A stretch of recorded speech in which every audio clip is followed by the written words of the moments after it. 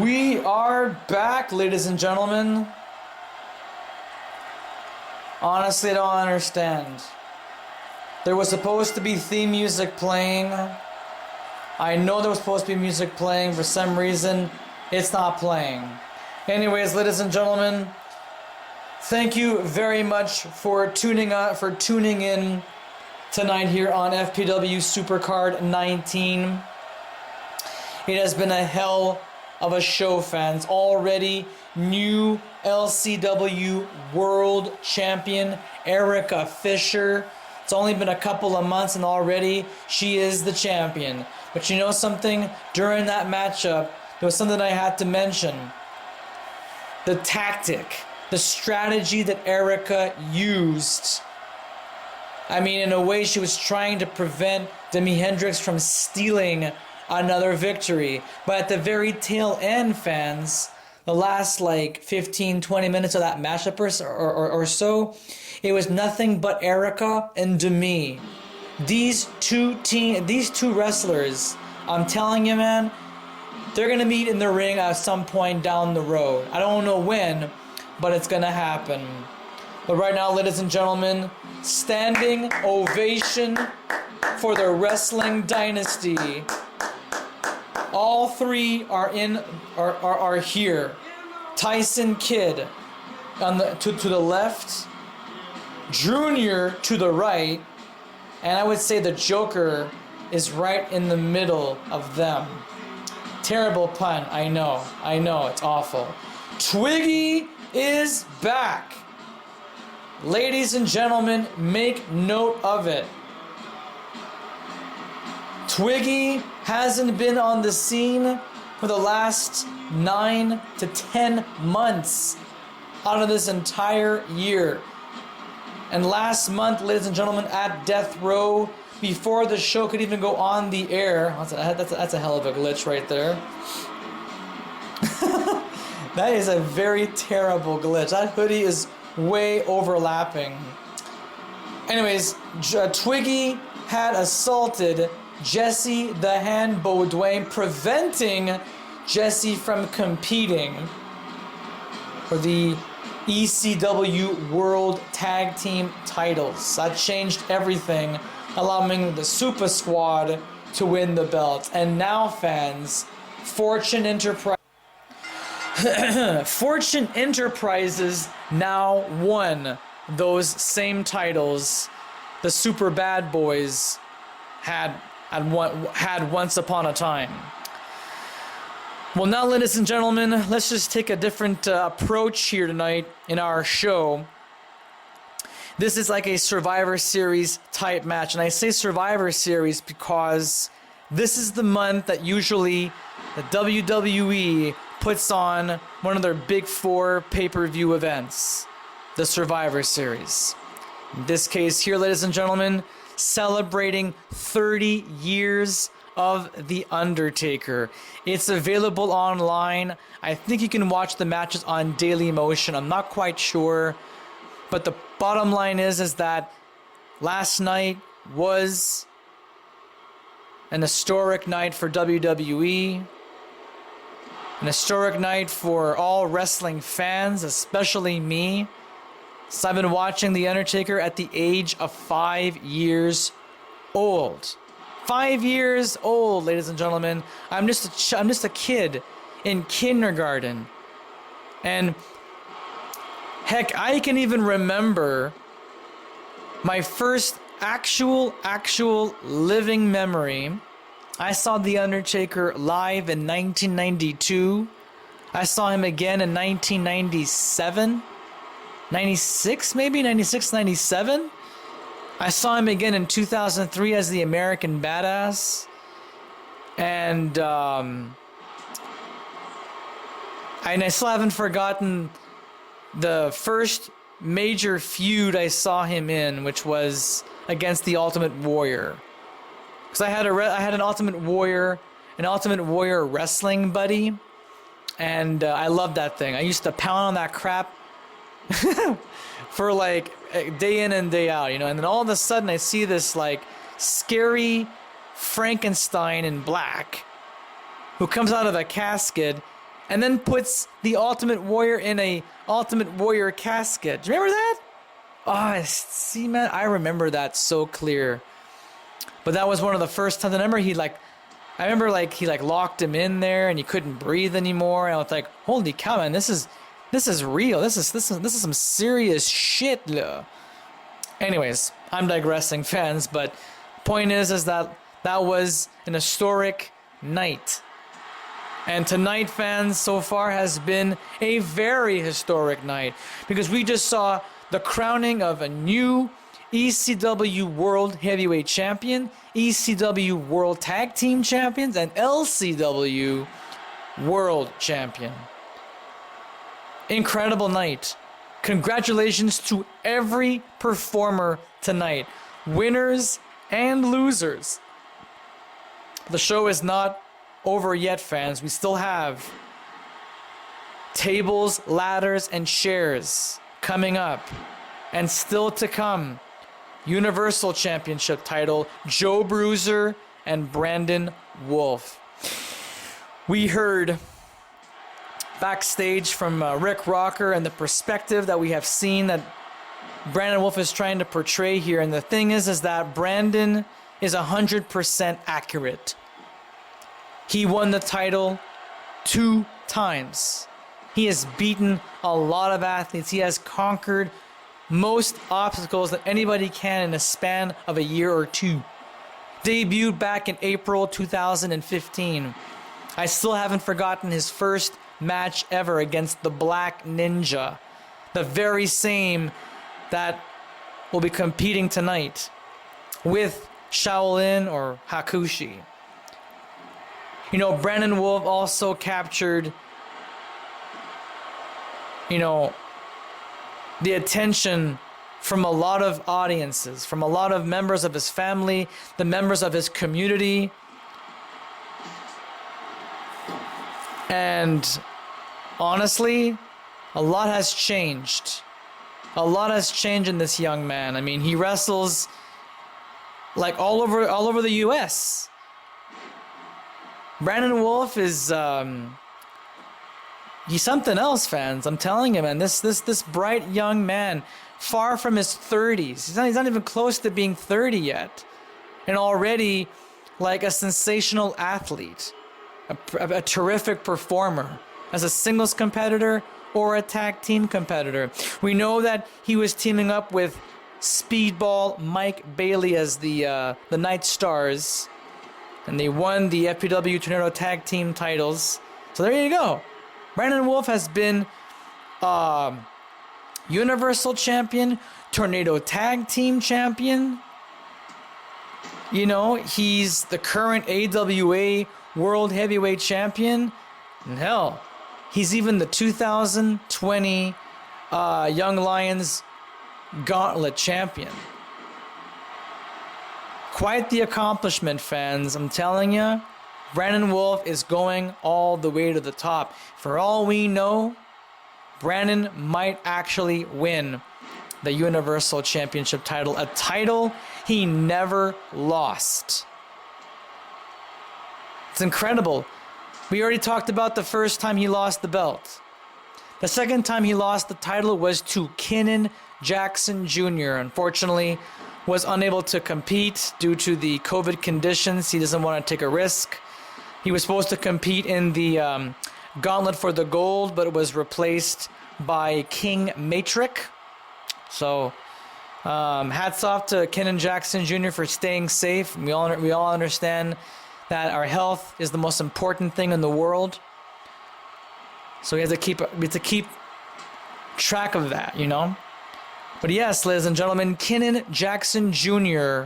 was the second man that defeated Brandon Wolf to take that championship belt. And that was in a steel cage. So there were no pinfalls or submissions. It was simply climbing out of the cage with both feet touching the floor. And that's exactly what happened. Brandon Wolf was just at a wrong place. He wasn't fast enough.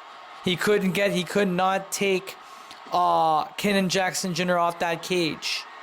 And as a result, Brandon never won the belt since. He's been given opportunities before in the past. I mean, just a few this year alone. But Brandon is still on top of the game, fans. 5 years running, he's still in the game. He's got a crew. He gives it a whole new meaning of Wolf, the Wolf Pack. He's got big, sexy Kevin Nash, the icon, a living legend, the icon, the man they call Sting. Need I say more?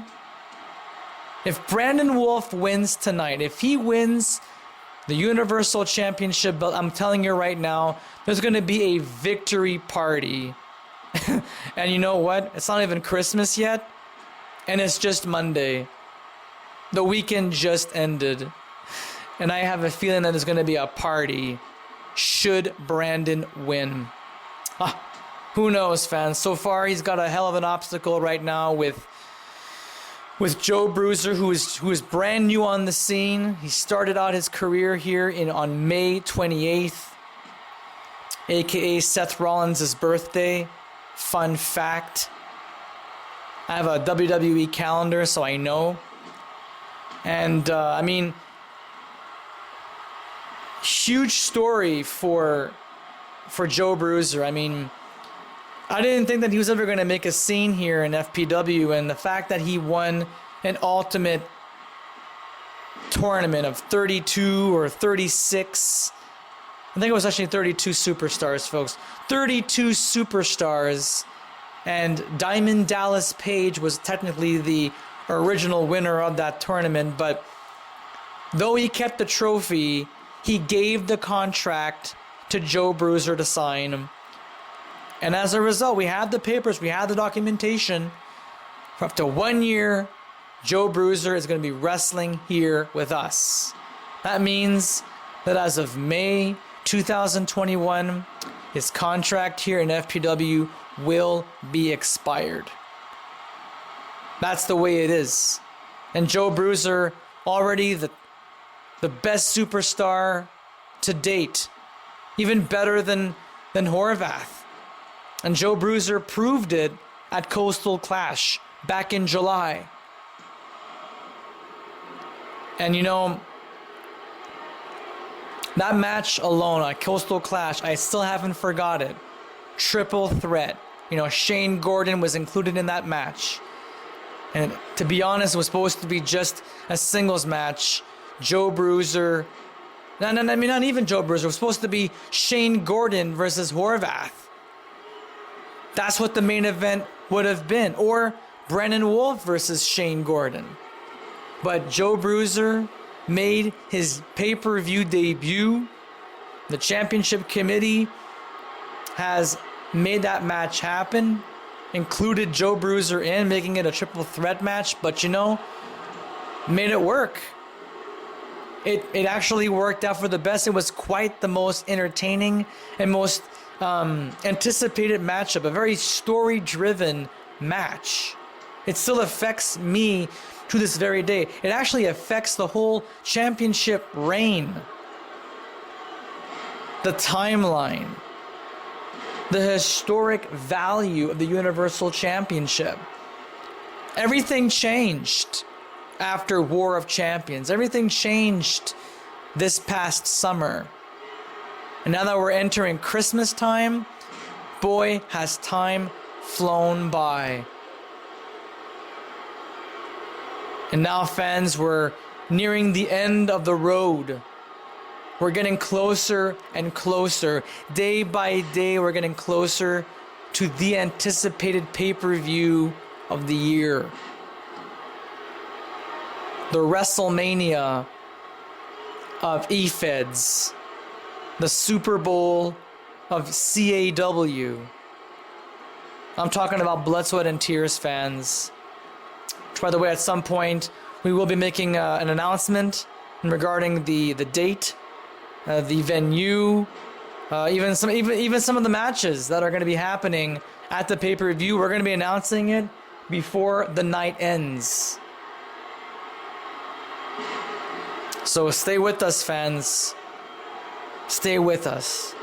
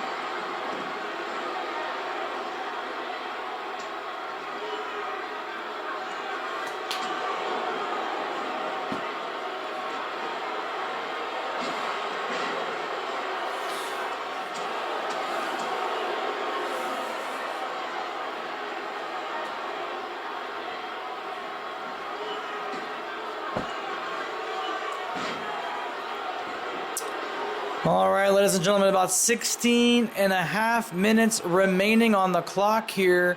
We still don't even have our first elimination yet.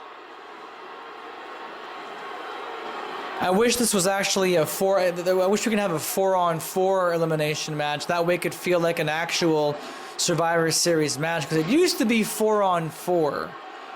And then they had 5-on-5, and they used to have like 10-on-10.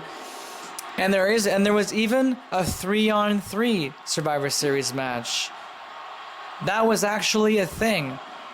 There was even a 3-on-3 Survivor Series match for WWF Challenge or WWF WrestleMania Challenge for the NES. Not the greatest game of all, but it was still quite enjoyable regardless.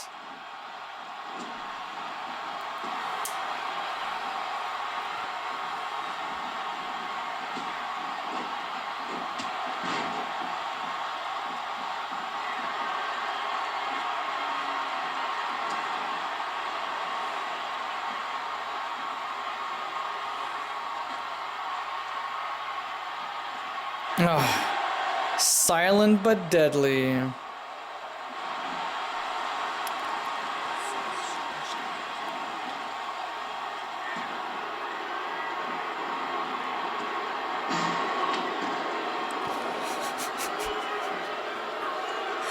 I didn't realize.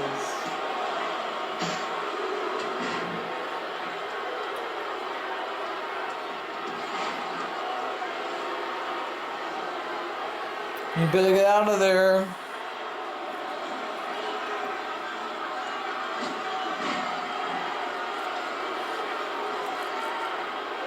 Oh, stiff kick to the lower back of Tyson Kidd. Oh, there's the sleeper. Oh shit, Tyson Kidd is in a rough shape right now. Oh, wait a minute, there's the tap out. Sky Stanley calls for the bell. Yikes. And Tyson Kidd had a very severe neck injury. That plays a huge role in his performance, fans. Technically, Tyson Kidd is not even supposed to be wrestling. And now we are 3-on-2 in favor of the Superbad Boys. This could mean that the end is nigh. Oh, beautiful suplex right there by Mick Lavigne. The sexy hamburger now sending Drewnior to the enemy camp. Jesse the Hand Beaudoin. A lot has happened in the year. He's caused a lot of damage to men like Tom Sever, even Dean Ambrose, most importantly, Twiggy, after what he has done, using that folding chair to crush the leg, to break the bone, the fibula, or the fibia and tibula. Oh, hold the phones, ladies and gentlemen. Jesse Beaudoin now forced Drewnior into submission. Now it's 1-on-3 in favor of the Superbad Boys, ladies and gentlemen. Twiggy is all by himself. Oh my God.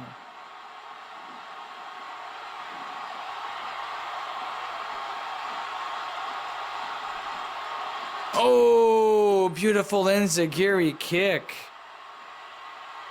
That was awesome. That was ferocious. But Twiggy's all alone. Twiggy is all alone, fan. He has nobody to tag. And there's about 12 minutes remaining on the clock. And if Twiggy's going to survive this thing, let's just see how well he pulls it off. Oh, great. Here it is, fans. The abominable stretch. And Twiggy's holding on, fans. Beautiful hip toss. I think Twiggy was having a hard time trying to manipulate Jesse Beaudoin. But Twiggy is still in this, man. He's still fighting in this. It's incredible. Lateral press only gets a 1 count, but Jesse Beaudoin is very fast. Tags himself out to Mick Lavigne. A punch right in the kidneys. Gosh, DDT. This sucks for Twiggy fans.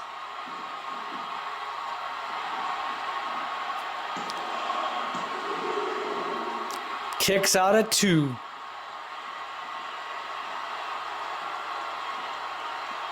Oh, shin breaker. That's some bone on bone action. And oh my goodness, Mick Lavigne. Oh, Twiggy reaches the ropes. For once, the ropes actually plays a role in this matchup here. It could be your saving grace. It could be your friend, your tag team partner. Oh, first blood. I think Mick Lavigne actually broke his nose or something. And that's just about wraps it up, fans. Twiggy, who I believe has a broken nose, courtesy of Mick Lavigne, definitely caused the damage. Let's see how this replay there. Look at that kidney punch right there. That was a kidney punch and a half, fans. Twiggy fought a good fight in this matchup, fans. And in the end, look at this. A few shots to the face, and I think that's where he broke his nose. Yeah, Twiggy had to give up. There was no way that he was going to escape that. Bleeding nose, hair all over his face. As a result, ladies and gentlemen, in a clean sweep fashion, the Superbad Boys get the revenge they were striving for. Congratulations, gentlemen. You guys earned the right to win this match. Well, right now, ladies and gentlemen, before we go on to our next match, Standing by with our senior correspondent Rick Rocker are the reigning, defending Tornado Tag Team Champions, Vicious Jeremy, Titanium, the Specialists.